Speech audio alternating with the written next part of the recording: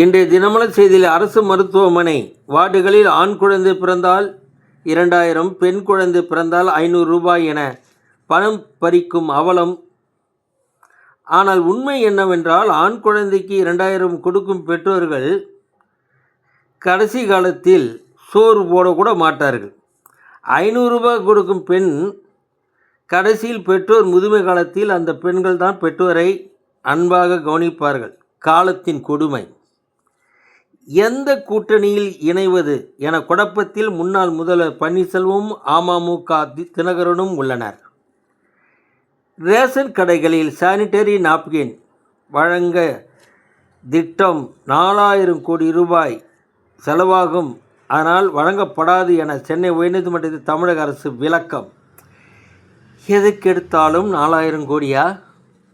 வணக்கம்.